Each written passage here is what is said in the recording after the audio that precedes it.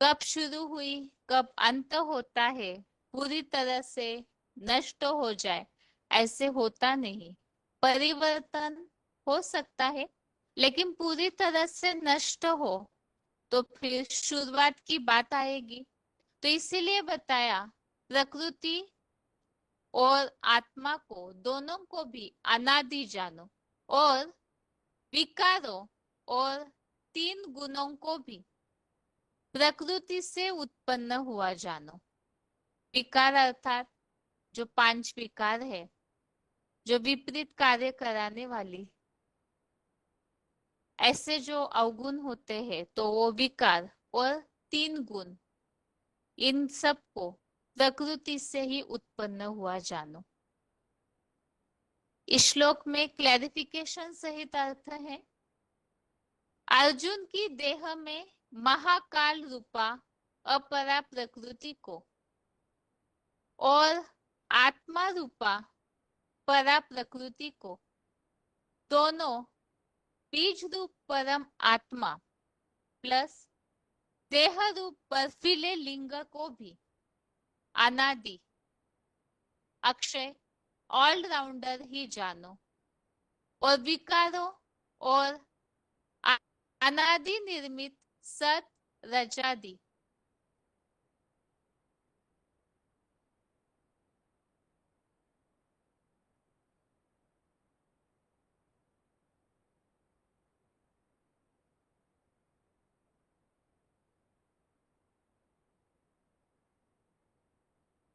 विकारों और अनादि निर्मित सत रजादि घटने बढ़ने वाले इन तीन गुणों को भी दैहिक महाभूतादि 23 तत्वों वाली लिंग रूपा अनादि अविनाशी प्रकृति से उत्पन्न हुआ जानो।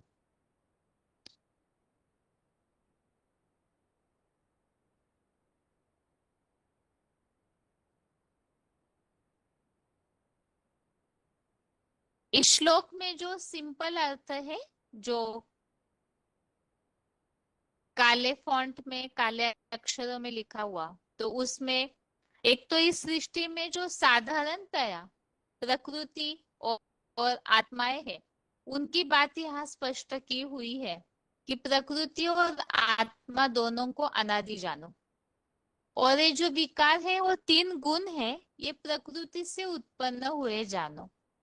और इस श्लोक में क्लैरिफिकेशन वाले अर्थ में इस सृष्टि बीज अर्थात, जैसे शुरू में हम इसी अध्याय में समझ रहे थे क्षेत्र और क्षेत्रज्ञ, तो उसमें से जो अर्जुन रथ है, तो उन्हीं के लिए यहाँ समझानी दी हुई है क्लैरिफिकेशन वाले अर्थ में कि अर्जुन की देह में महाकाल रूपा अपरा प्रकृति अर्थात अर्जुन का जो शरीर है, जो पांच तत्वों से जुड़ा हुआ है, प्रकृति का पुतला, तो वो अपरा प्रकृति और आत्मा रूपा परा प्रकृति को, दोनों बीज रूप परम आत्मा और देह रूप बर्फीले लिंग को भी अनादि, अक्षय, ऑलराउंडर ही जानो,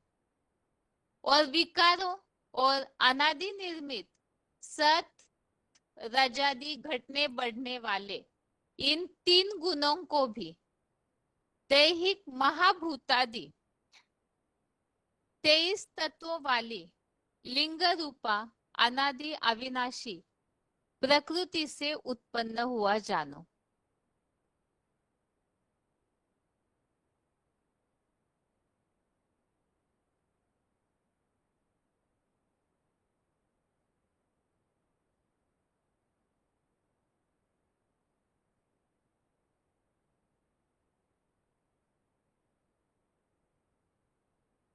तो यहाँ अर्जुन रस संबंधित बातें बताई कि उनका जो शरीर है वो अपरा प्रकृति, और आत्मा के लिए कहा हुआ है परा प्रकृति, और इसके अलावा बीज रूप परमात्मा अर्थात ही जो अर्जुन रथ के द्वारा कार्य करने वाले सारथी और देह रूप बर्फीले लिंग को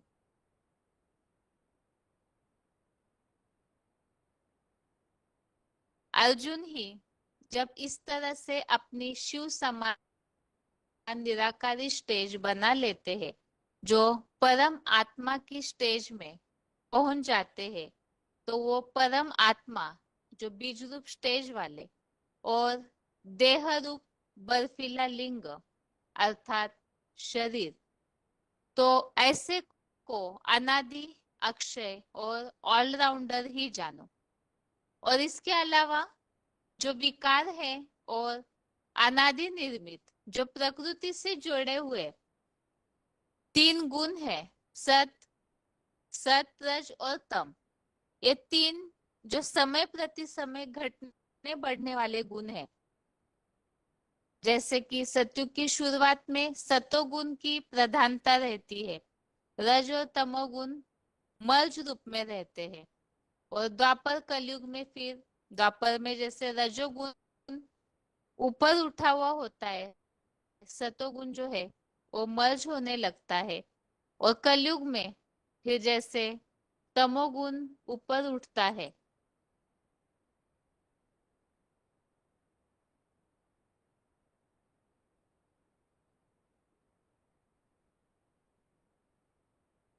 तो ये जो गुण है ये अनादि निर्मित ही है, प्रकृति से जुड़े हुए ही है, बाकी ये समय अनुसार परिवर्तनशील है, अर्थात घटने बढ़ने वाले हैं। तो इन तीन गुणों को भी दैहिक महाभूतादि 23 तत्वों वाली लिंग रूपा अनादि अविनाशी प्रकृति से उत्पन्न हुआ जानो। तो यहाँ प्रकृति और पुरुष अर्थात आत्मा और प्रकृति, इन दोनों के बारे में स्पष्ट किया हुआ है कि वो दोनों भी अनादि है और प्रकृति से ही विकार और तीन गुण उत्पन्न होते हैं। और यहाँ एडवांस नॉलेज के तौर पे इस बात को स्पष्ट किया है।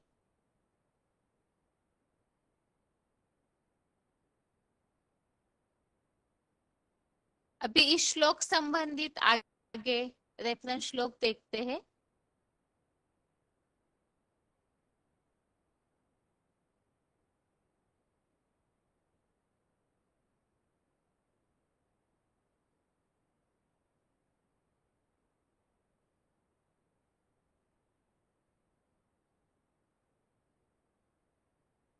सबसे पहले तो श्लोक में टॉपिक चल रहा है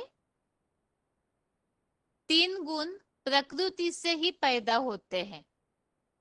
तो इस संबंधी श्लोक है तीसरे अध्याय का 5वां अध्याय 3 का श्लोक नंबर 5।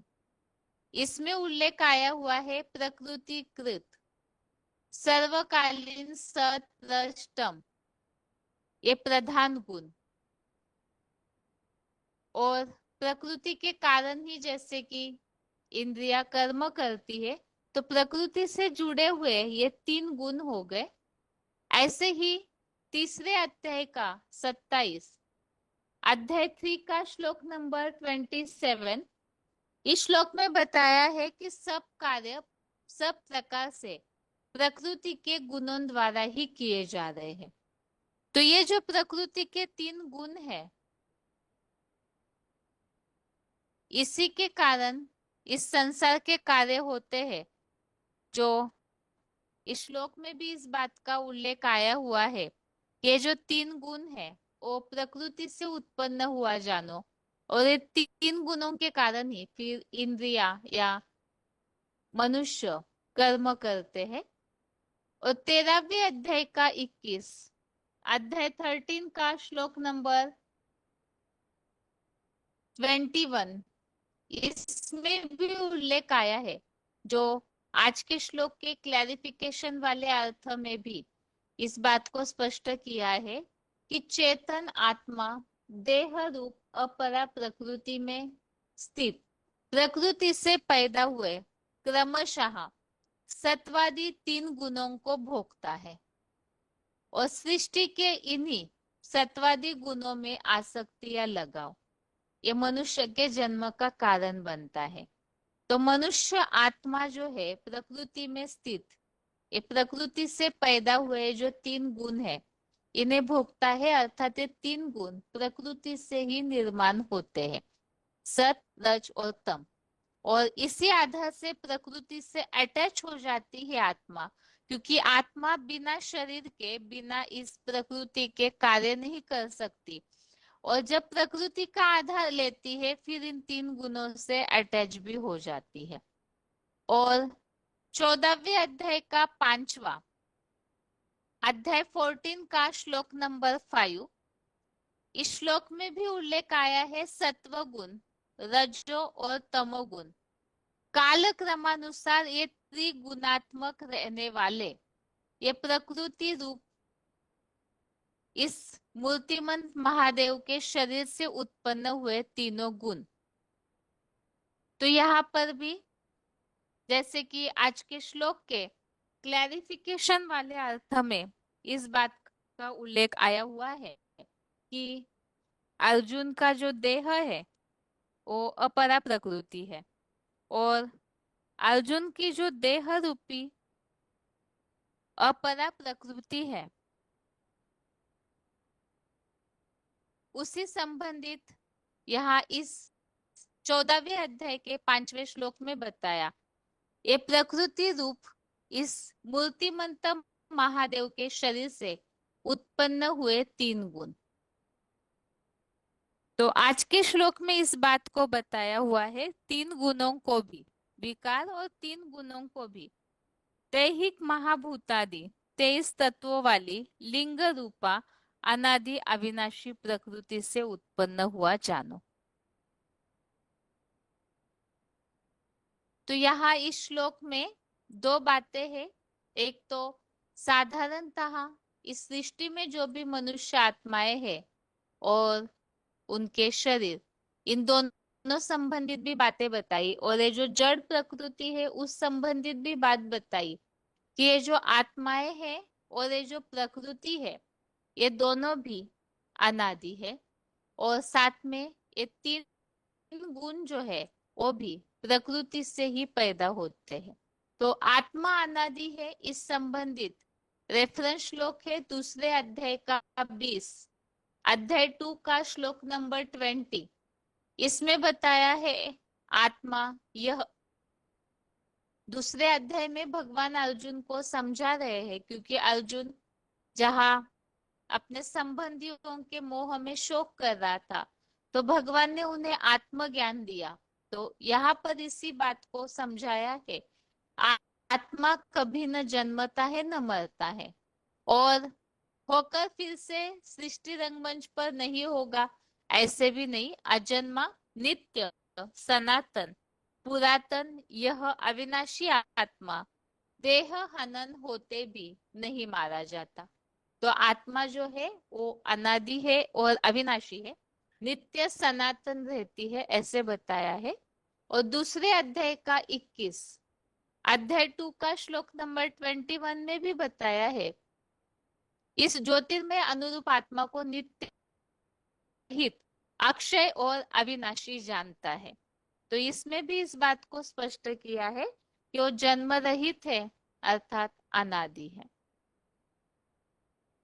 तो इस श्लोक में दो बातों का उल्लेख है, और इसके अलावा जो श्लोक में उल्लेख आया हुआ है कि ये जो अर्जुन की देह अर्थात अपरा प्रकृति है उसके लिए ही बताया कि तीन गुणों से दैहिक महाभूतादि 23 तत्वों वाली इस लिंग रूपा अनादि अविनाशी प्रकृति से उत्पन्न हुआ जानो। तो ये जो विकार है और ये जो तीन गुण है वो भी इस प्रकृति से उत्पन्न हुए हैं ऐसे यहाँ स्पष्ट किया है। और इसी संबंधी जैसे हमने 7वें अध्याय का 12वां श्लोक देखा है, अध्याय 7 का श्लोक नंबर 12, इस श्लोक में भी उल्लेख आया हुआ है कि ये चैव सात्विका भावा राजसः तामसाश्चैव। इसके भावार्थ में इस बात को स्पष्ट किया है जो संसार में युगानुरूप क्रमशः सात्विक, राजसी और तामसी प्रकृतिगत अवसर्पिणी भाव है, अर्थात नीचे उतरने की जिनकी गति है, उनको मेरे कैलाशवासी महादेव से ही है, ऐसा जान। तो हम यहाँ 13वें अध्याय में इस बात को भी समझे है कि जो अर्जुन रूपी क्षेत्र है वही महादेव भी है, और 7वें अध्याय के 12वें श्लोक में भी इस बात को स्पष्ट किया है कि ये जो 3 गुण है ये कैलाशवासी महादेव से ही है, ऐसा जानो। और आज के श्लोक में हमने इसी बात को यहाँ स्पष्ट समझा है कि ये जो भी विकार है और 3 गुण है, इन्हें इस लिंग रूपा अनादि अविनाशी प्रकृति से उत्पन्न हुआ जानो। तो आज के श्लोक संबंधित यहाँ रेफरेंस श्लोक हमने समझे हैं, और श्लोक का अर्थ अर्थात सार यही है कि प्रकृति और आत्मा दोनों भी अविनाशी है, और विकार और प्रकृतिगत 3 गुण जो है वो बताया कि प्रकृति से उत्पन्न हुए हैं, और यहाँ क्लैरिफिकेशन वाले अर्थ में इस बात को स्पष्ट किया है कि ये जो दैहिक महाभूतादि लिंग रूपा अनादि अविनाशी प्रकृति अर्थात अर्जुन रथ, तो उनसे ही ये प्रकृति से उत्पन्न हुआ जानो। अभी आगे उच्चारण सुनते हैं, और श्लोक में जो बात आई है अपरा प्रकृति और परा प्रकृति रूप आत्मा अर्थात क्या, और अर्जुन की जो देह है उसे अपरा प्रकृति क्यों कहा है और आत्मा को परा प्रकृति क्यों कहा है, और इसके अलावा अनादि है अर्थात क्या, इसे पॉइंट्स के द्वारा समझेंगे। पहले है उच्चारण। कृतिं पुरुषं चैव विध्यनादि उभावपि विकारांश्च गुणांश्चैव विद्धि प्रकृति संभवान्। अर्जुन की देह में महाकाल रूपा अपरा प्रकृति को और आत्मा रूपा परा प्रकृति को, दोनों बीज रूप परम आत्मा प्लस देह रूप बर्फीले लिंग को भी अनादि अक्षय ऑलराउंडर ही जानो, और विकारों और अनादि निर्मित सतरजादि घटने बढ़ने वाले इन 3 गुणों को भी दैहिक महाभूतादि 23 तत्वों वाली लिंग रूपा अनादि अविनाशी प्रकृति से उत्पन्न हुआ जानो। प्रकृतिं पुरुषं चैव विध्यनादि उभावपि विकारांश्च गुणांश्चैव विद्धि प्रकृति संभवान्। अर्जुन की देह में महाकाल रूपा अपरा प्रकृति को और आत्मा रूपा परा प्रकृति को, दोनों बीज रूप परम आत्मा प्लस देह रूप बर्फीले लिंग को भी अनादि अक्षय ऑलराउंडर ही जानो, और विकारों और अनादि निर्मित सतरजादि घटने बढ़ने वाले इन 3 गुणों को भी दैहिक महाभूतादि 23 तत्वों वाली लिंग रूपा अनादि अविनाशी प्रकृति से उत्पन्न हुआ जानो।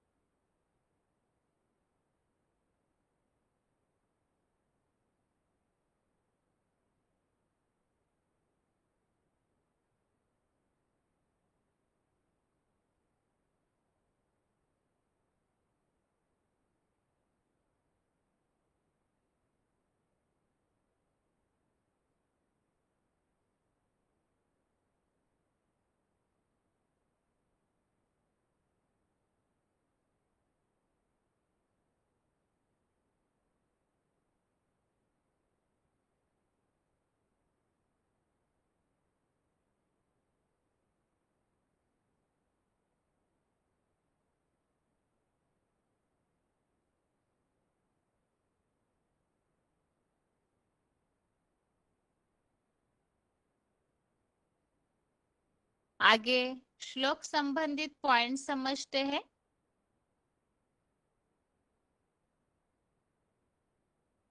VCD नंबर 2492, VCD नंबर 2492,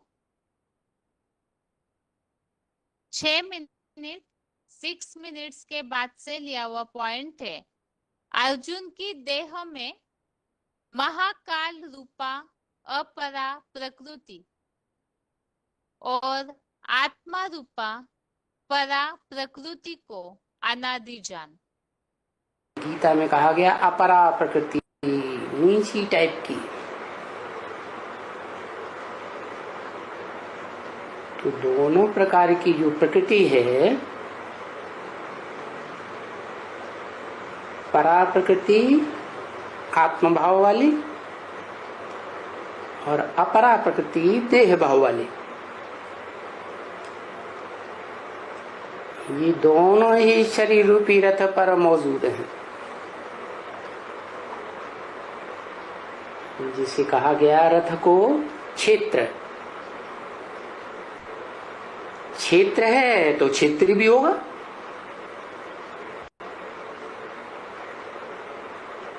क्षेत्री हुआ अर्जुन, उस अविनाशी शरीर रूपी क्षेत्र कहो, रथ कहो। इसे आत्मा अविनाशी है, लेकिन वो शरीर भी उस आत्मा का अविनाशी है। इस षष्ठी रूपी रंगमंच पर वो आत्मा जरूर कोई न कोई शरीर रह करके ही षष्ठी पर रहती है। कल्पांत काल में सब शरीरों का विनाश हो जाएगा, लेकिन उस आत्मा के शरीर का विनाश नहीं होगा। शिवलिंग में लिंग रूप बड़ा शरीर भी दिखाया गया, परंतु उसको कर्मेंद्रियां ज्ञानेंद्रियां नहीं दिखाते। माना वो ऐसी स्मृति की स्टेज में टिकता है, ऐसी ऊंची स्टेज है कि उसे कर्मेंद्रियों का ज्ञान इंद्रियों का उस आत्मा को भान ही नहीं रहता। तो वो लिंग हो गया देह रूपी प्रकृति की यादगार, जो देह इस सृष्टि पर कल्पांत काल में भी मौजूद रहती है। इसलिए उसको कहा जाता है कालों का काल, महाकाल, जिसको कोई काल खा नहीं सकता। सारी दुनिया को काल खाएगा, लेकिन उस शरीर रूपी लिंग को कोई नहीं खा सकता। इस पॉइंट को फिर से सुनते हैं ताकि ये पॉइंट ठीक रीति से समझ में आए। गीता में कहा गया अपरा प्रकृति, नीची टाइप की।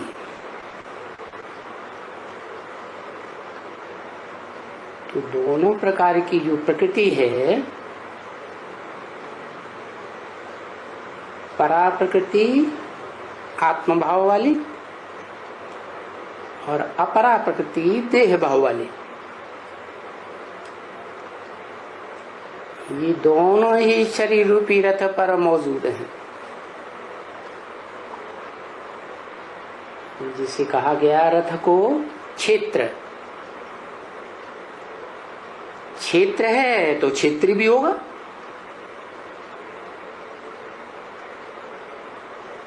क्षेत्री हुआ अर्जुन, उस अविनाशी शरीर रूपी क्षेत्र कहो, रथ कहो। इसे आत्मा अविनाशी है, लेकिन वो शरीर भी उस आत्मा का अविनाशी है। इस षष्ठी रूपी रंगमंच पर वो आत्मा जरूर कोई न कोई शरीर रह करके ही षष्ठी पर रहती है। कल्पांत काल में सब शरीरों का विनाश हो जाएगा, लेकिन उस आत्मा के शरीर का विनाश नहीं होगा। शिवलिंग में लिंग रूप बड़ा शरीर भी दिखाया गया, परंतु उसको कर्मेंद्रियां ज्ञानेंद्रियां नहीं दिखाते। माना वो ऐसी स्मृति की स्टेज में टिकता है, ऐसी ऊंची स्टेज है कि उसे कर्मेंद्रियों का ज्ञान इंद्रियों का उस आत्मा को भान ही नहीं रहता। तो वो लिंग हो गया देह रूपी प्रकृति की यादगार, जो देह इस सृष्टि पर कल्पांत काल में भी मौजूद रहती है। इसलिए उसको कहा जाता है कालों का काल, महाकाल, जिसको कोई काल खा नहीं सकता। सारी दुनिया को काल खाएगा, लेकिन उस शरीर रूपी लिंग को कोई नहीं खा सकता। आगे अगला पॉइंट है audio number 263, audio number 263, 2 minute 2 minutes के बाद से लिया हुआ पॉइंट है देह रूप बर्फीला लिंग।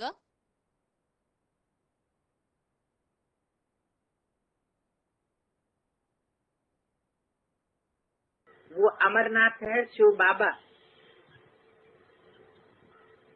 अमरनाथ पर बर्फ का शिवलिंग बनाते। इतनी ऊंचाई पे क्यों बनाया हुआ है? ऊंची स्टेज दिखाने के लिए। बर्फ का लिंग क्यों बनाते हैं? मिट्टी का पत्थर का क्यों नहीं बनाया?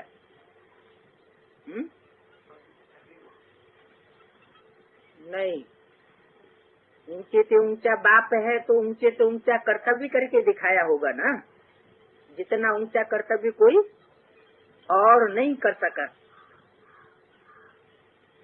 तो अमरनाथ की इतनी ऊंचाई दिखाने का मतलब है ऊंचे से ऊंची स्टेज। कैसी स्टेज ऊंचे से ऊंची? कि लिंग भी कैसा हो गया? बर्फ के समान। माना कर्मेंद्रियां ठंडी हो गई। लिंग का मतलब है ऐसी ऊंची स्टेज जिसमें नाक, आंख, कान आदि कर्मेंद्रियों का ध्यान रहा नहीं। तो ऐसी बुद्धि की स्टेज को चित्रकार कैसे दिखाए? वो निराकारी स्टेज को कैसे दिखाए? अगर कर्मेंद्रियों को दिखाएगा तो बौद्धिक स्टेज साबित नहीं होती। इसलिए जैसे कि कर्मेंद्रियां है ही नहीं, जब कर्मेंद्रियां ही नहीं है तो क्या रह गया? ये शरीर जैसे लिंग रह गया। पूजा कोई निराकार की थोड़ी हो सकती है। पूजा के लिए, अर्चना के लिए, वंदना के लिए बड़ा रूप चाहिए। बिंदु रूप को तो सिर्फ याद किया जा सकता है, ऐसे नहीं अपने आप से बन पड़ता है। क्या क्या अपने आप बन पड़ता है? बर्फ का लिंग माना पुरुषार्थ से बनता है क्या है? हाँ, ऐसी कर्मेंद्रियों की ठंडी स्टेज पुरुषार्थ से ही बनती है। बनाते हैं खुद।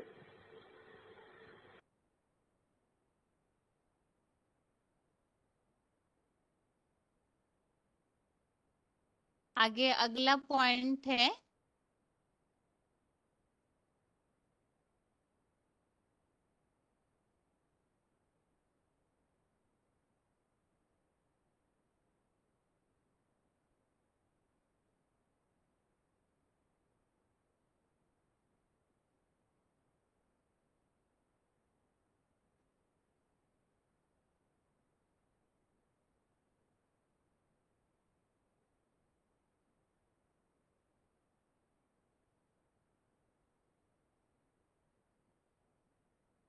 वार्तालाप number 1255, discussion number 1255, 29 minute 29 minutes के बाद से लिया हुआ पॉइंट है बीज रूप परम आत्मा प्लस देह रूप लिंग भी अनादि।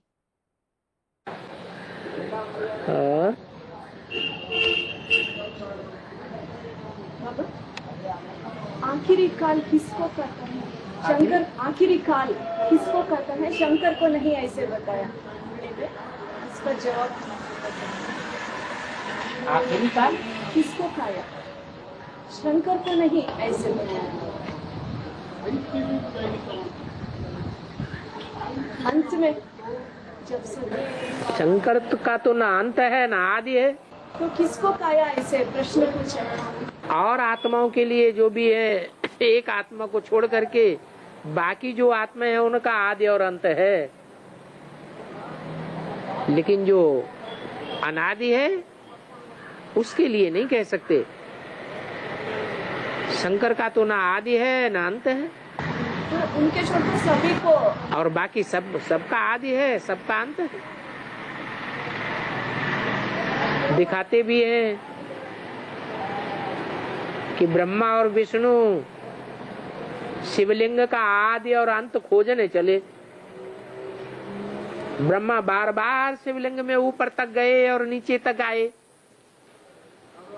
बार बार चक्कर लगाने पर भी ना उन्हें आदि मिला ना अंत मिला।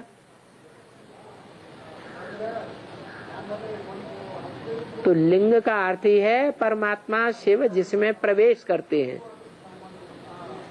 जिसमें प्रवेश करते हैं वो शरीरधारी ही शंकर है।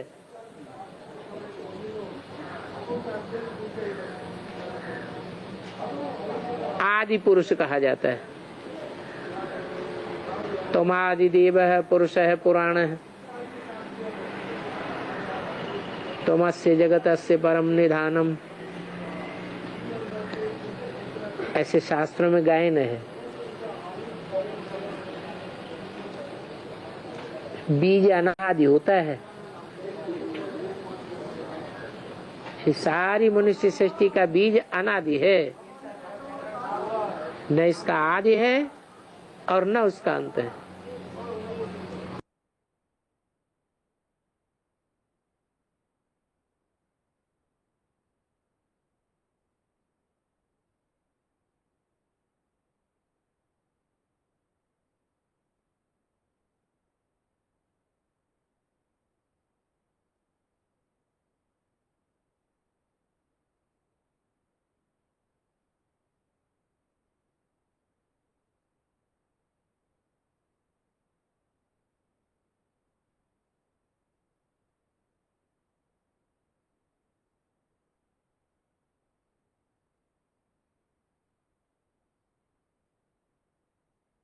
आगे अगला पॉइंट है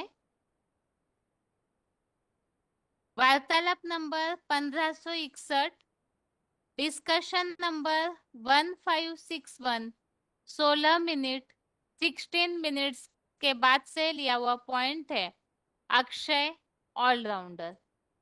जो श्लोक में बात आई हुई है दोनों को भी अर्थात बीज रूप परम आत्मा और देह रूप बर्फीले लिंग को भी अनादि अक्षय ऑलराउंडर ही जानो। तो उसी के लिए पॉइंट है अक्षय ऑलराउंडर। जिसका क्षरण न होता हो, जो नष्ट न होता हो, उसको कहते हैं अक्षय। तिरुपति का नाम अक्षय क्षेत्र का नाम दिया बाबा, क्या बाबा? जो तिरुपति है वो ही तो शिव बाबा है। संगम युग में भी शिव बाबा, वो आत्मा सतयुग में होती है या नहीं होती है? नहीं होती है। शिव बाबा सतयुग में नहीं आना बाबा। इस सृष्टि पर सदा कायम एक शिव बाबा ही है। इस सृष्टि पर सदा कायम तो कोई चीज है नहीं सिवाय एक शिव बाबा के। ऐसे क्यों बोला? हीरो पार्टधारी चारों ही युगों के चारों ही सीन में पार्ट बजाएगा या सिर्फ हीरो पार्टधारी एक सीन में पार्ट बजाएगा? तो शिव बाबा हीरो है, वो चारों युगों में पार्ट बजाता है। भले सतयुग त्रेता द्वापर कलयुग में होता है, लेकिन हम उसे पहचान नहीं पाते हैं, लेकिन होता तो है ना। तो अक्षय हुआ या क्षय हो गया? और आत्माओं का पार्ट जरूर क्षय होता है। कोई का 1 दिन, कोई का 4 दिन, कोई का 8 दिन, कोई का 1 जन्म। जैसे ब्रह्मा का पार्ट 1 जन्म के लिए क्षय हो गया। इब्राहिम का कहेंगे 21 जन्म के लिए क्षय हो गया। वो आधा कल पार्ट बजाएगा? नहीं बजाएगा। परम धाम में पड़ा रहेगा। वो कोई पार्ट बजाना थोड़ी हुआ, वो कोई जीवन हुआ। तो जिस आत्मा का जीवन इस रंगमंच पर पूरा 84 जन्म है, एक दिन भी कम नहीं, वो पार्टधारी कहेंगे अक्षय पार्टधारी, अनंत। अगला पॉइंट है वार्तालाप नंबर 336, डिस्कशन नंबर 336। 1 घंटा 6 मिनट 1 आवर 6 मिनट्स के बाद से लिया हुआ पॉइंट है। विकार और 3 गुण भी लिंग रूपा प्रकृति से उत्पन्न है।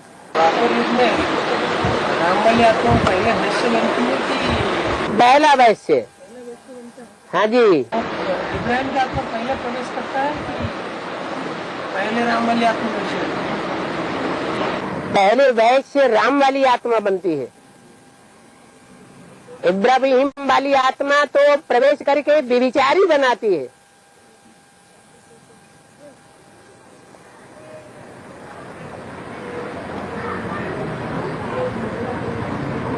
बाइबल में और कुरान मुसलमानों के ग्रंथों में वो कथा आई है, और एडम ईव जन्नत में भेजे गए, उनको आन दी गई कि बाड़ी का फल नहीं खाना, गंदम नहीं खाना, और उन्होंने गंदम खा लिया ईव के बहकावे में आकर। तो पहले इब्राहिम वो अपनी एक्ट शुरू करता है या राम वाली आत्मा पहले विशेष बनती है? राम वाली आत्मा विशेष बनती है। वैश्यों में सबसे पहला वैश्य। अगला पॉइंट है वार्तालाप number 504, discussion number 504, 28 minute 28 minutes के बाद से लिया हुआ पॉइंट है। विकार और 3 गुण भी लिंग रूपा प्रकृति से उत्पन्न। जो प्रजापिता है वो पहले ब्राह्मण है, पहले देवता है, पहले क्षत्रिय है, वैश्य शूद्र है। हाँ, वो ब्राह्मण और देवता क्षत्रिय वैश्य की वो पाठ को कुछ ना कुछ बेर गया, लेकिन शूद्र के रूप में वो ऐसी बात माना कली के शूद्र के रूप में होते हैं ना, पहली शूद्र होती है ना, पहला शूद्र बनता है। शूद्र बनता है। हाँ? वो किस रूप में बनती है? वो किस रूप में बनती है? व्यभिचार के रूप में बनता है। और अनेक जब कलयुग शुरू होता है तो देवताएं, जो देव आत्माएं थी सतयुग में, वो कलयुग शुरू होते ही बड़े बड़े राजाएं बनते तो हैं, लेकिन व्यभिचारी राजाएं बन जाते हैं। अनेक रानियां रखते हैं। अनेक रानियां रखते हैं। तो शूद्र हुए या सिर्फ विशेष हुए? शूद्र हो गए। द्वापर अंत तक वो एक से ही होती है ना प्रवृत्ति, द्वापर से अनेक से होती है। विकार भी सब सामान्य होते हैं द्वापर के अंत तक। और जैसे ही कलयुग प्रवेश करता है पहले पहले जो मुख्य राजा है वो शूद्र बनता है।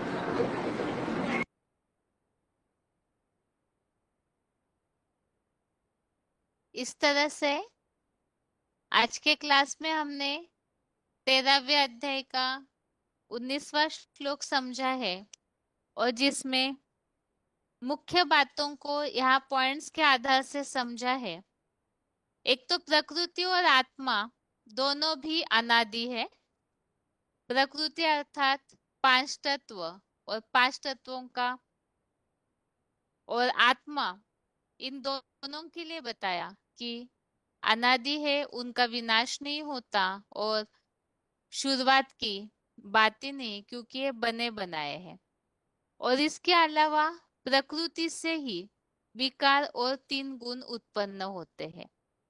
और इसी में ही और गहराई से क्लैरिफिकेशन वाले अर्थ में समझाने दी हुई है कि महाकाल रूपा अर्जुन की जो देह है उसकी अपरा प्रकृति, अर्जुन रूपी जो रथ है, शरीर है, उसे ही अपरा प्रकृति कहा है और आत्मा को परा प्रकृति कहा है।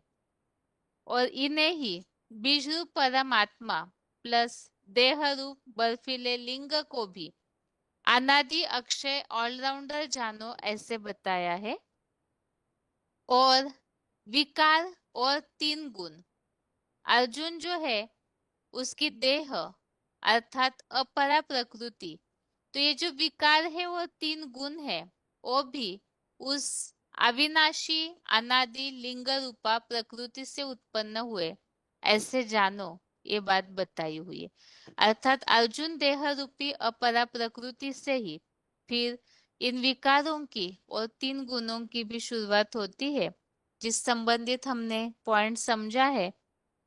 सबसे पहले द्वापर युग से जब पतन होना शुरू होता है तो वहां से ही पतन होना भी शुरू होता है, क्योंकि वो पहले नंबर का अव्वल नंबर देवता है, वही पहले नंबर का क्षत्रिय, तो पहले नंबर का वैश्य, पहले नंबर का शूद्र भी वही आत्मा बनती है। तो ऊंचाई में भी अव्वल नंबर, और जब पतन की शुरुआत होती है तो उसकी शुरुआत करने के लिए भी वो आत्मा निमित्त बनती है।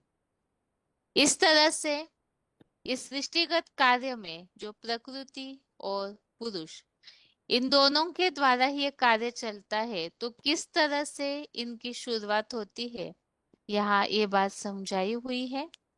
अभी आगे रिवीजन देखते हैं।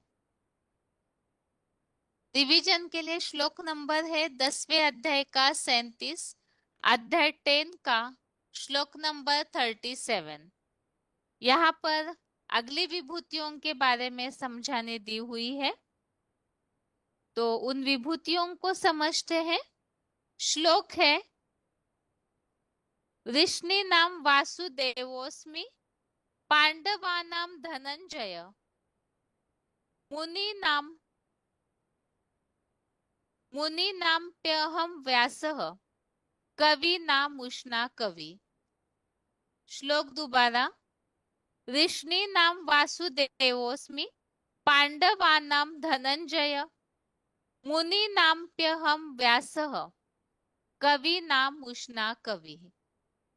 अर्थात ज्ञान वर्षा करता किंतु धारण करता नहीं, ऐसे ऋष्णि वंशी यूरोपवासी यादवों में ज्ञान धन दाता वासुदेव शिव का पुत्र वासुदेव, यादवों का भी बाप बम बम महादेव हूँ, ब्रह्मलोकीय मार्गदर्शी पंडारूप पांडु का पुत्र ज्ञान धन जेता अर्जुन हूँ, द्वापर के मननशील मुनियों में मैं कपिल की आत्मा व्यास हूँ, और कवियों में शुक्रानु विद्या का आचार्य और हिंसा युक्त कामी असुरों का गुरु उष्णा कवि भी हूँ। तो यहाँ अगली विभूतियों में बताया हुआ है, यादवों का भी बाप बम बम महादेव हूँ, और उन्हें ही बताया वासुदेव, जिसके लिए श्लोक में बताया है यादवों का हेड महादेव को दिखाया जाता है, तो वहां से ही वृष्णि वंश की पैदाइश हुई है। और वृष्णि वंश अर्थात बताया ज्ञान की वर्षा तो करने वाले, लेकिन वो धारण नहीं करते। तो यूरोपवासी यादवों में भी ज्ञान धन का दाता वसुदेव, शिव का पुत्र वासुदेव। शास्त्रों में वासुदेव को यादव कुल का दिखाते हैं, तो यहाँ पर महादेव को भी यादवों के हेड के रूप में ज्ञान मार्ग में समझाने दी जाती है, तो उनके बारे में यहाँ बताया हुआ है। इसके अलावा पंडा रूप पांडु का पुत्र ज्ञानधन जेता अर्जुन भी हूँ, और मुनियों में कपिल की आत्मा व्यास भी हूँ, कवियों में उष्णा कवि। अब ये विभूतियां किस तरह से है, क्योंकि प्रैक्टिकल में तो संगम युग में ही योग ऊर्जा की ताकत सभी भरते हैं, तो यहाँ उन आत्माओं के लिए क्या समझाने दी हुई है, विभूतियां कौन है, उससे पॉइंट्स से समझेंगे हम। इसके अलावा श्लोक में जो बातों का उल्लेख है उस संबंधित रेफरेंस श्लोक, सबसे पहले जो उल्लेख है कपिल की आत्मा ही व्यास हूँ, इसके लिए 10वें अध्याय का 13 अध्याय श्लोक नंबर 13 अध्याय 10 का श्लोक नंबर 13 में बताया है जगत प्रसिद्ध कपिल मुनि अर्थात वेद व्यास ने कहा है। तो कपिल मुनि ही वेद व्यास है, इस बात को इस श्लोक में भी स्पष्ट किया है क्लैरिफिकेशन वाले अर्थ में।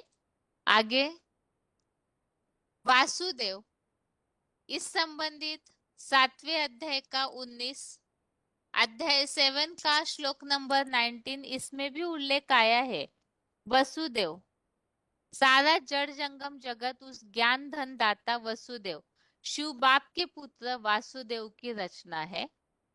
और 10वें अध्याय का 22 अध्याय 10 का श्लोक नंबर 22 में बताया है वसुदेवों में प्रधान वसु शिव का पुत्र वासुदेव।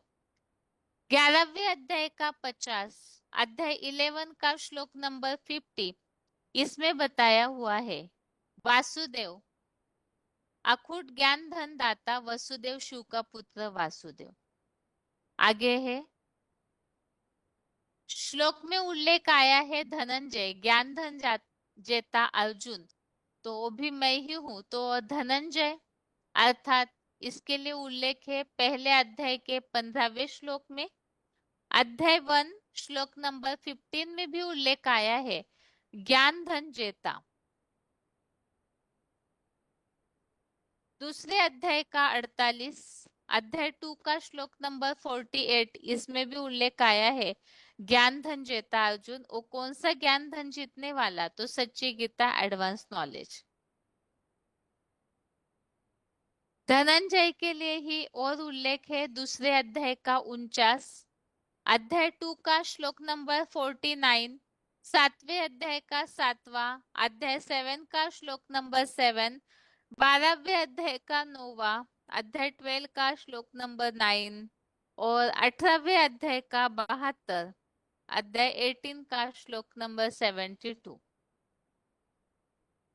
अभी आगे श्लोक संबंधित पॉइंट्स और श्लोक का उच्चारण देखते हैं।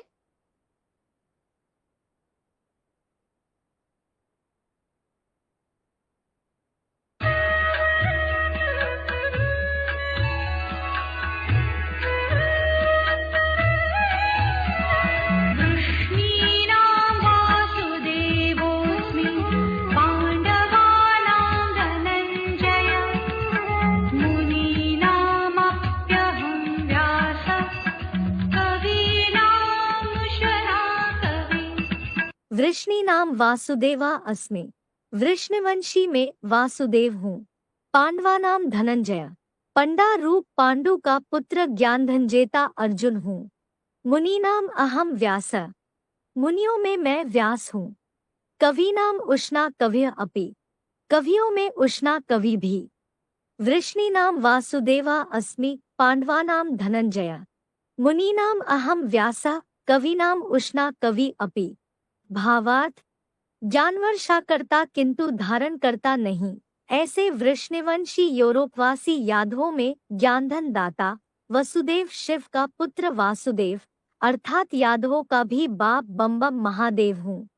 ब्रह्मलोकीय मार्गदर्शी पंडा रूप पांडु का पुत्र ज्ञानधन जेता अर्जुन हूँ। द्वापुर के मननशील मुनियों में मैं कपिल की आत्मा व्यास हूँ और कवियों में शुक्राणु विद्या का आचार्य और हिंसायुक्त कामी असुरों का गुरु उष्णा कवि भी हूँ। तो ये मिसाइल से निकले हैं। सबसे पहला पॉइंट है श्लोक में जो उल्लेख आया है वृष्णिवंशी,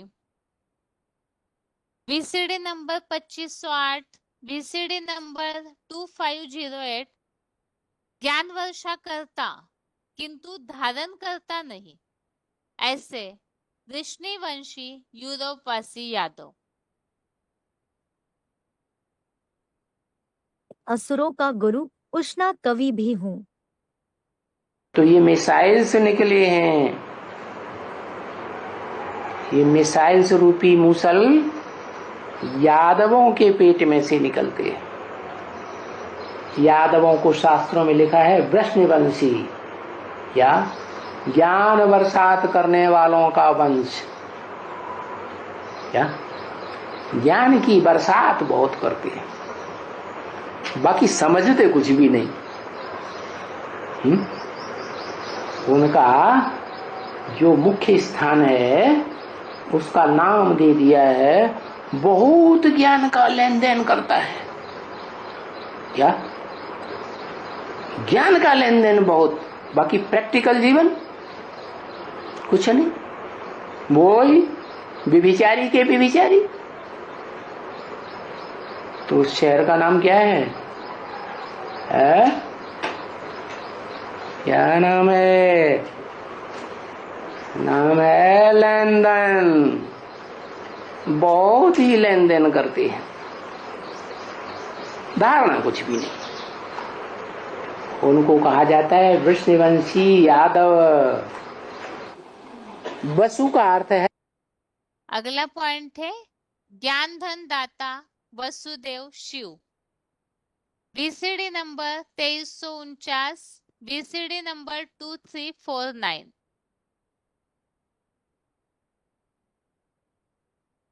को कहा जाता है वृष्णिवंशी यादव। वसु का अर्थ है धन संपत्ति। देव माने देने वाला। क्या?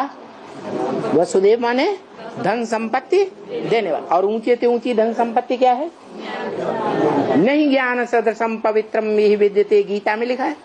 ज्ञान के समान पवित्र ऊंची चीज इस दुनिया में कोई भी चीज नहीं। क्या?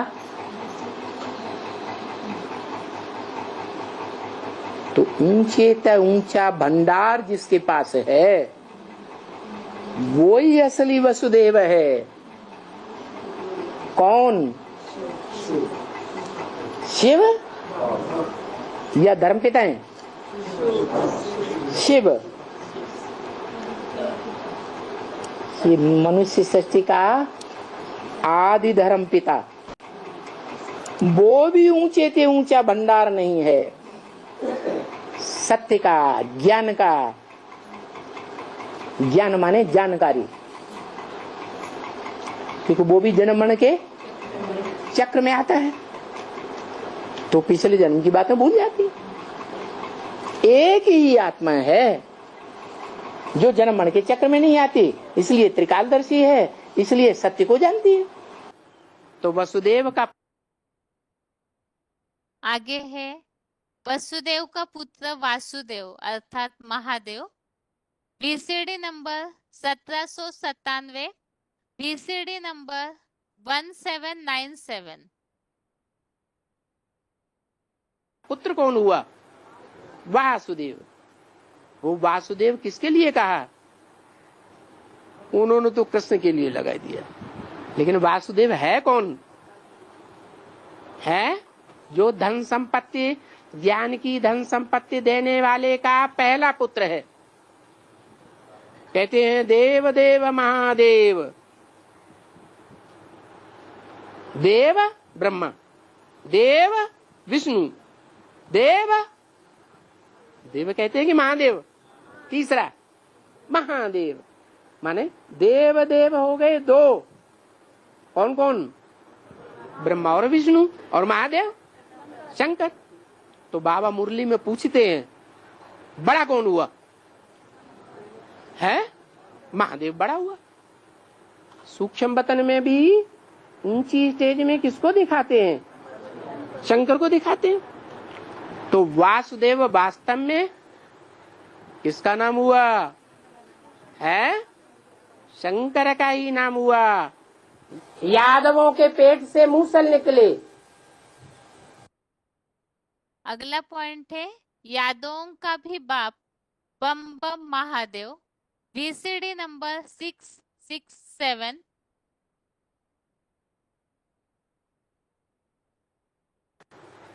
किसका नाम हुआ? है शंकर का ही नाम हुआ। यादवों के पेट से मूसल निकले। उन मूसलों से वो आपस में युद्ध करके उन्होंने सारे संसार को नष्ट कर दिया, खुद के वंश को ही खत्म कर दिया। लेकिन सच्चा अर्थ तो परमपिता परमात्मा ही आकर के बताता है। शास्त्रों का सार क्या है वो भगवान के अलावा कोई नहीं बता सकता। वो स्वयं इस सृष्टि का सार है।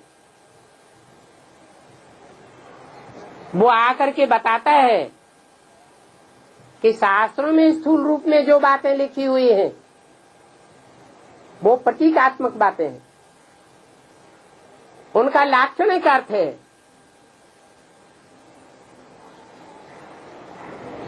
पेट में से मूसल नहीं निकलते। ये बुद्ध रूपी पेट है जिसमें से मिसाइल से निकलते हैं। ये रूस और अमेरिका रूपी यादव हैं जो बड़े बड़े धनाढ्य होते थे, बहुत शराबी होते थे और बड़े मगरूर होते थे। उनके बुद्ध रूपी पेट से ये मिसाइल से निकले हैं। जब क्रोध में आवेंगे तो सारी दुनिया को चपेट में ले लेंगे।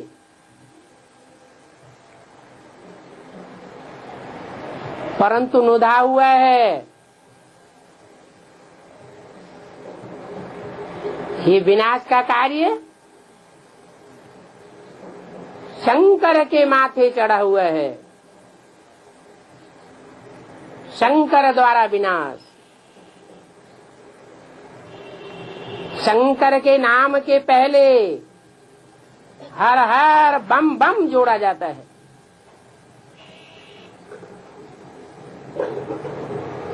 ये बम शब्द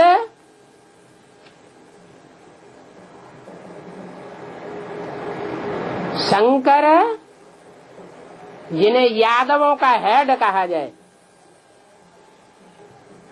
वो ही प्रेरणा देते हैं कि आसुरी सृष्टि का विनाश हो जाए। ये सारी सृष्टि आसुरी बन गई।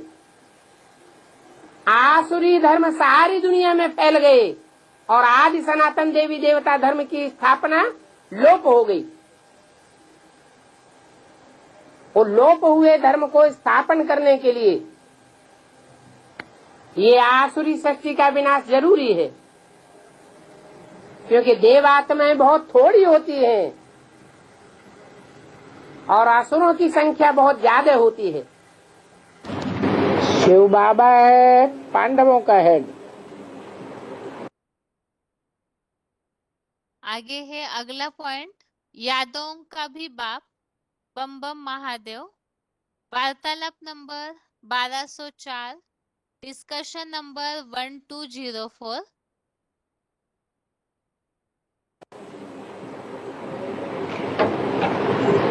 और शंकर है यादवों का हेड। महाभारत और भागवत में उनका नाम दे दिया है कृष्ण। कि वो कृष्ण यादवों का हेड था। यादव उन्हें कहा जाता है जो निराकार को याद करने वाले हैं। इब्राहिम, बुद्ध, क्राइस्ट किसको याद करते हैं? निराकार को याद करने वाले हैं। परंतु निराकारी स्टेज ग्रहण करने वाले वो धर्म पिता हैं जो निराकार को याद करने वाले हैं। उनसे भी जास्ती किसी की निराकारी स्टेज बनती है। जब क्यों कहने से तुम्हारी बुद्धि में क्या आती है? ये बाइक है ना, शिव तो बाबा है, शिव बिंदी नहीं है। सिर्फ हम शिव बिंदु को याद नहीं करते। किसको याद करते हैं? शिव बाबा को याद करते हैं। लेकिन शंकर जैसे और धर्म पिता निराकारी स्टेज वाले हैं, वैसे शंकर भी निराकारी स्टेज में सबसे तीखा है। इसलिए वो पावरफुल यादवों का भी हेड है।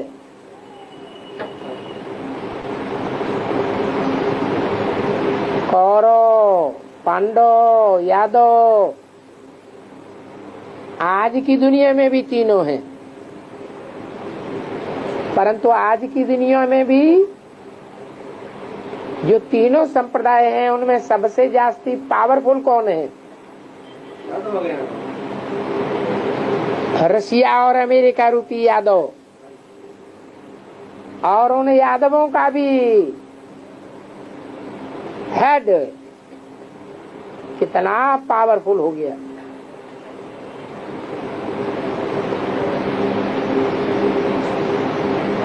रूहानी मिलिट्री का मार्शल है शंकर।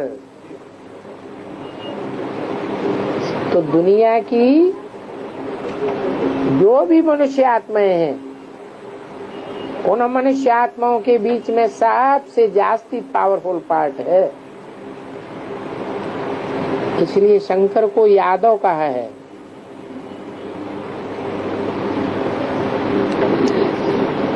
यादवों के घर परिवार में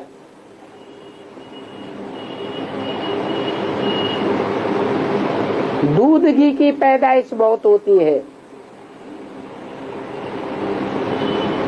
दूध कहा जाता है ज्ञान का दूध, और घृत कहा जाता है याद का घृत।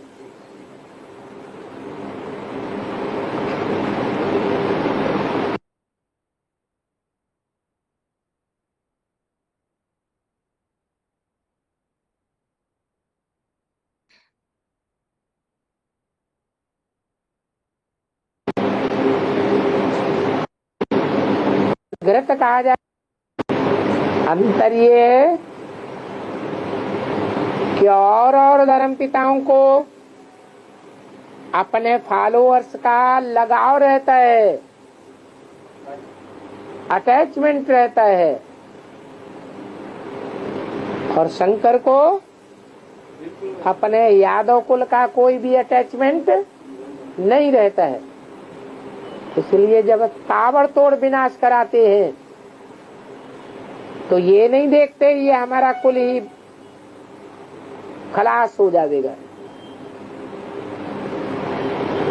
पूरा यादव कुल नष्ट हो जाता है। बाबा बेहद का रूहानी पंडा है। अगला पॉइंट है ब्रह्मलोकीय मार्गदर्शी पंडा। VCD number 1004, VCD number 1004। बाबा बेहद का रूहानी पंडा है। उस पांडव के बच्चे तुम सब पांडव हो। वो है पंडा, तुम हो पांडव। उनको बुलाते भी हैं हे पतित पावनाओ। हमको पावन बना करके इस पतित दुनिया से वापस ले चलो।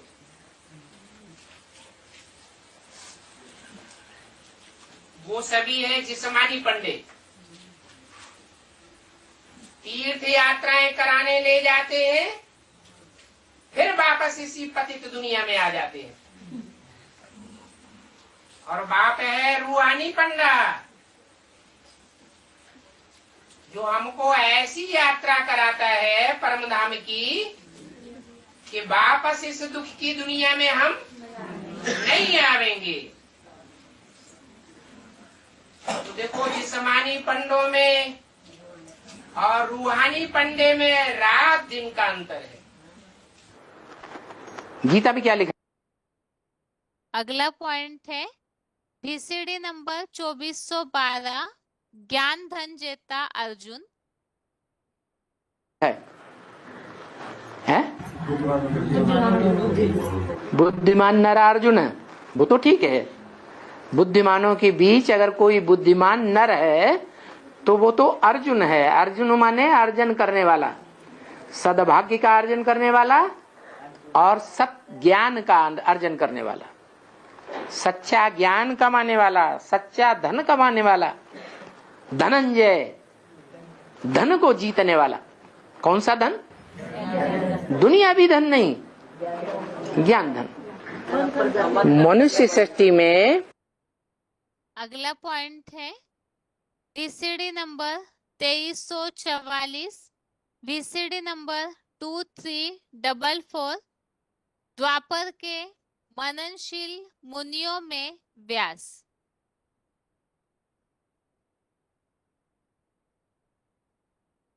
नहीं, ज्ञान धन। मनुष्य सृष्टि में जो हीरो पार्टधारी आत्मा है वो मनन चिंतन मंथनशील है, सबसे जास्ती मनुष्य आत्माओं के बीच। और आत्माओं के बीच है जो आत्माएं हैं, उन आत्माओं के बीच जो सबसे पावरफुल आत्मा है, जिसकी आत्मा का ही नाम शिव है, उसका शरीर है होता है? होता ही नहीं।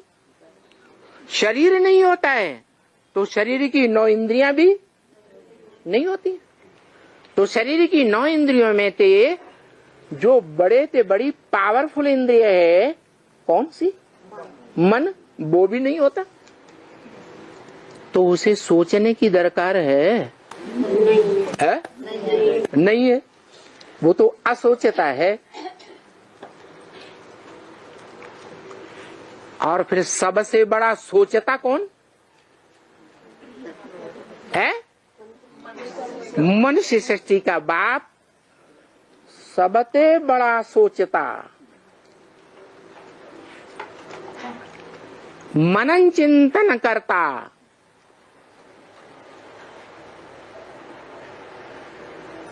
ऐसा मनन चिंतन करता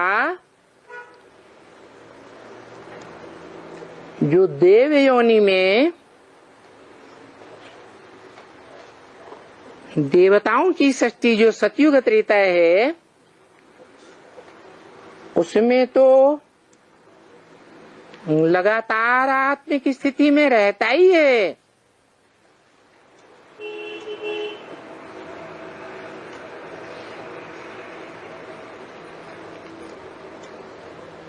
आत्मिक स्थिति से बाहर जाता ही नहीं। माना आत्मा चंचल होती ही नहीं। परंतु द्वैतवादी द्वापर युग से वो आत्मा सबसे जास्ती मन चलाने वाली बनती है या और मनुष्य आत्माओं के मुकाबले कम मनन चिंतनशील बनती है? है। हाँ, तो सबसे जास्ती मनन चिंतन मंथनशील होने के कारण उसका हिस्ट्री में नाम भी रहा होगा। काम के आधार पर नाम होता है ना, है? तो बताओ, द्वापर के आदि में उस आत्मा का क्या नाम रहा होगा?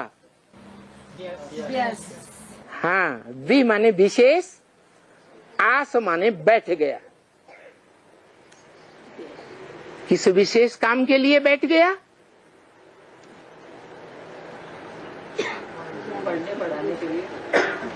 मनुष्य शरीर में 9 इंद्रियां, उनमें जो सबसे श्रेष्ठ इंद्रिय है कौन सी? मन। उस मन का कार्य करने के लिए परमानेंट बैठ गया।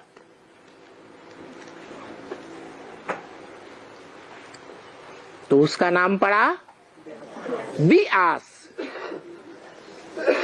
विशेष रूप से बैठ गया। क्योंकि साधारण जो इंद्रियां हैं, कर्म इंद्रियां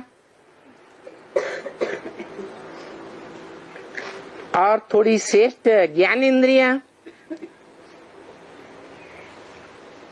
उनका कार्य करने वाली तो बहुत आत्माएं हैं, लेकिन श्रेष्ठ ते श्रेष्ठ इंद्रिय जो मन है, उस मन का कार्य करने वाली सिर्फ कौन सी इंद्रिय? और उस इंद्रिय का काम करने वाला कौन सा व्यक्ति? जिसका काम के आधार पर नाम पड़ा व्यास। क्या काम किया?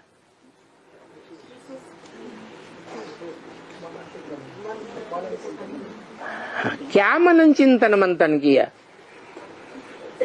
उसके मनन चिंतन मंथन का कोई प्रूफ भी तो होना चाहिए, जिस प्रूफ का सारी दुनिया, सब धर्म के अवलंबी लोहा मानते हो।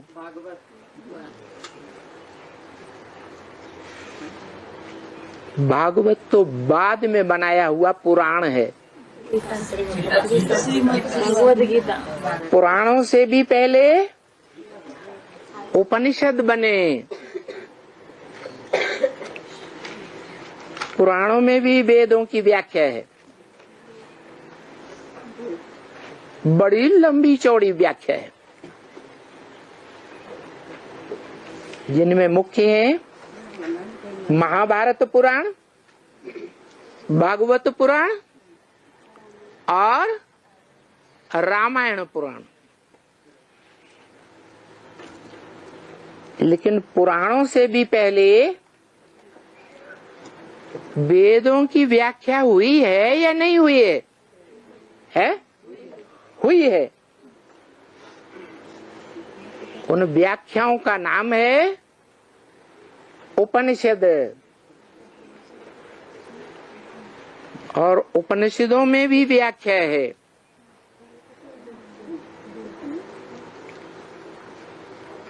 उपनिषद से पहले शतपथ ब्राह्मण आदि लिखे गए।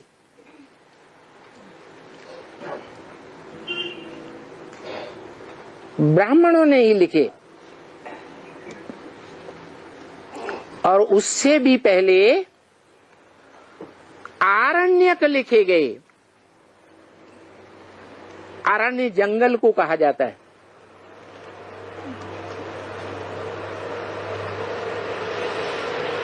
जो जीवन भर जंगल में रह करके मनन चिंतन मंथन के कार्य में लगे रहे, उस कार्य का नाम पड़ा आरण्यक। आरण्यक भी वेदों की व्याख्या थी।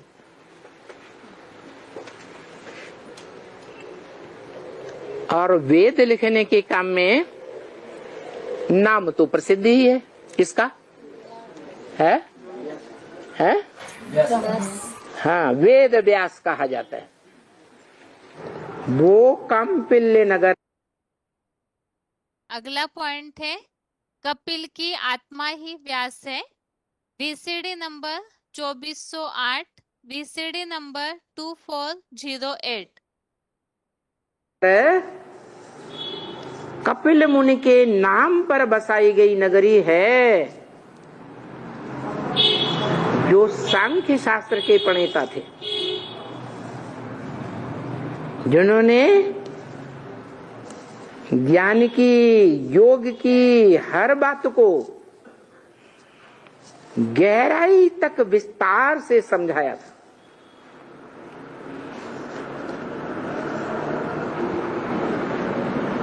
सिद्ध प्राप्त, योग से सिद्धियां मिलती है ना, रिद्धियां मिलती है ना,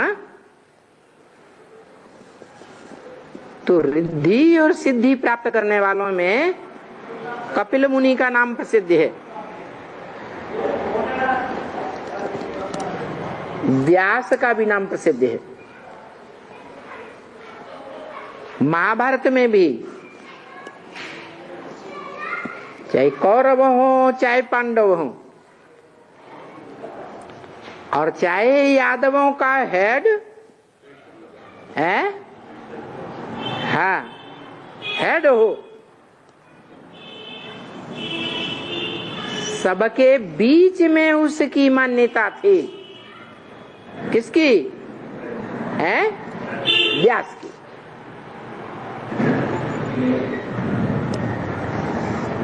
तो इससे साबित होता है कि वो व्यास, वो कपिल मुनि कोई दूसरा नहीं है, ज्ञान में ही लगा रहने वाली आत्मा है। चाहे वाल्मीकि के रूप में हो, चाहे तुलसीदास के रूप में हो, आज भी मुसलमानों में। अगला पॉइंट है शुक्राणु विद्या का आचार्य, हिंसा युक्त कामी असुरों का गुरु। VCD number 2724, VCD number 2724। दास के रूप में हो। आज भी मुसलमानों में इतनी दम है कि उनकी बुद्धि एक काबा में लगी रहती है। तो बुद्धि संगठित है कि नहीं? कब है ना? तो संगठन को महत्व नहीं देते। हाँ, गुरुवार को महत्व देते, शुक्रवार को महत्व देते। हाँ, शुक्राचार्य गुरु है ना उनके, राक्षसों के, तो उनको महत्व देते। हाँ, शुक्राचार्य नाम क्यों रखा? शुक्र क्या होता है? जो कर्मेंद्रियों से, कर्मेंद्रियों में खास काम इंद्रिय से शुक्र माने वीर्य निकलता है, उसको कहते हैं शुक्र। और शुक्र का आचार्य क्या? ये धंधा सिखाने वाला है क्या? हाँ, वो यादगार है दुनिया में। तो पूछा जाए तब बताओ, वो यादगार है दुनिया में कि तारा बना हुआ है। कौन सा? जब सूर्य निकलता है, कहते हैं ना सूर्य भगवान। अब वो जड़ सूर्य की बात थोड़ी है। चैतन्य ज्ञान सूर्य शिव इस सृष्टि पर आते हैं, तो उनके आने से पहले कौन निकलता है? रोशनी लेकर के, ज्ञान की रोशनी लेकर के निकलता है। डमरू कहते हैं ना, एडवांस ज्ञान का पहली रोशनी कौन सी निकलती है? क्या कहते हैं उसको? डमरू कहते हैं कि नहीं? कि कुछ और निकली नहीं? तो वो रोशनी जो निकलती है उसका नाम है क्या? तारे का नाम क्या है? शुक्र तारा। देख लो, सूर्य बाद में निकलता है, शुक्र तारा पहले निकलता है।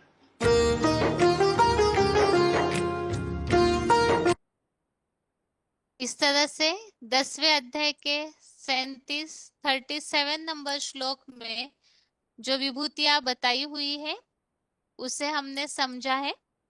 और अभी आगे आज के श्लोक को एक बार रिवाइज करके आज का क्लास पूरा करते हैं। 13वें अध्याय का 19वां श्लोक नंबर 19। यहाँ पर जैसे शुरू में क्षेत्र और क्षेत्रज्ञ की बातें बताई जा रही है, वैसे यहाँ और एक बात का ज्ञान भगवान समझा रहे हैं।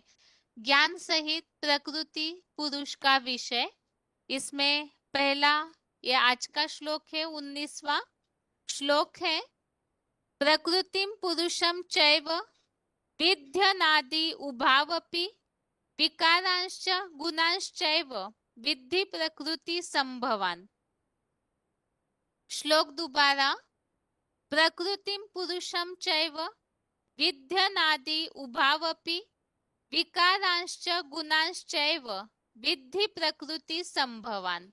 अर्थात अर्जुन की देह में महाकाल रूपा अपरा प्रकृति को और आत्मा रूपा परा प्रकृति को, दोनों बीज रूप परम आत्मा प्लस देह रूप बर्फीले लिंग को भी अक्षय ऑलराउंडर ही जानो और विकारों और अनादि निर्मित सत रजादि घटने बढ़ने वाले इन 3 गुणों को भी दैहिक महाभूतादि 23 तत्वों वाली लिंग रूपा अनादि अविनाशी प्रकृति से उत्पन्न हुआ जानो। तो इस श्लोक में 2 प्रकार की बातें हैं। एक तो प्रकृति और आत्मा, अर्थात ये जो 5 तत्वों रूपी ये विशाल प्रकृति जो इस संसार में फैली हुई है, तो इसके लिए भी जनमानस में ये भावना रहती है कि इसकी शुरुआत कहाँ से हुई।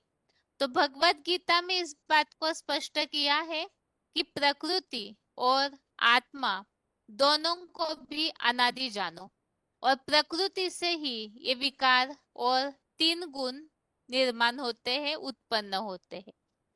और इसी के लिए ही अबे प्रकृति और आत्मा, इसमें भी इनकी शुरुआत अर्थात जो बीज है उसके बारे में यहाँ अर्जुन के लिए बताया हुआ है कि अर्जुन की जो देह है वो अपरा प्रकृति है और आत्मा परा प्रकृति है। और इसे ही यहाँ बताया बीज रूप परम आत्मा और देह अर्थात ही बर्फीला देह रूप लिंग, अर्थात अर्जुन की आत्मा और शरीर इन दोनों को भी अनादि अक्षय ऑलराउंडर ही जानो और इसी प्रकृति से ही अर्थात ही अर्जुन की देह रूपा अपरा प्रकृति जैसे ही देह रूप बर्फीला लिंग बताया, तो ये दैहिक महाभूतादि 23 तत्वों वाली लिंग रूपा अनादि अविनाशी प्रकृति से उत्पन्न होते हैं विकार और 3 गुण। और इसी संबंधित हमने रेफरेंस श्लोक समझे थे। एक तो 3 गुण प्रकृति से ही पैदा होते हैं, इसके लिए 3रे अध्याय का 5वां अध्याय 3 का श्लोक नंबर 5 और 27, 13वें अध्याय का 21 अध्याय 13 का श्लोक नंबर 21, 14वें अध्याय का 5वां अध्याय 14 का श्लोक नंबर 5। और श्लोक में जो बात आई है आत्मा अनादि है, इसके लिए 2रे अध्याय का 20 और 21 अध्याय 2 का श्लोक नंबर 20 और 21। और इसके साथ ही आज की क्लास में हमने 10वें अध्याय के 37 अध्याय 10 का श्लोक नंबर 37 में जिन विभूतियों को समझा है, एक तो ऋषिवंशी यूरोपवासी यादव में भी ज्ञान धन दाता वासुदेव शिव का पुत्र वासुदेव, वसुदेव शिव का पुत्र वासुदेव अर्थात यादवों का हेड महादेव, तो वो भी एक विभूति बताई हुई है। इसके अलावा पंडारूप पांडु का पुत्र ज्ञानधन जेता अर्जुन भी हूँ, अर्जुन को भी यहाँ विभूति के रूप में बताया। मुनियों में कपिल की आत्मा ही व्यास हूँ, तो कपिल मुनि जो सांख्य शास्त्र के प्रणेता माने जाते हैं, सदैव ही जो ज्ञान और योग जिसको स्पष्ट करने वाले हैं, तो ज्ञान योग में अर्थात विशेषकर ज्ञान की रोशनी में लगी रहने वाली वो आत्मा वही व्यास वाली भी आत्मा है, जिनके लिए बताया कपिल मुनि के रूप में, वाल्मीकि के रूप में, तुलसीदास जी के रूप में। हर युग में वो आत्मा कोई ना कोई प्रकार से ज्ञान की रोशनी में ही लगी रहती है, और सांख्य शास्त्र के प्रणेता भी। और इसके अलावा बताया कवियों में उष्णा कवि। इस तरह से आज के क्लास में 2 श्लोकों को हमने समझा है। 10वें अध्याय का 37, अध्याय 10 का श्लोक नंबर 37 और 13वें अध्याय का 19। इसके साथ ही आज के लिए गीता क्लास यहाँ पूरा करते हैं। ओम शांति।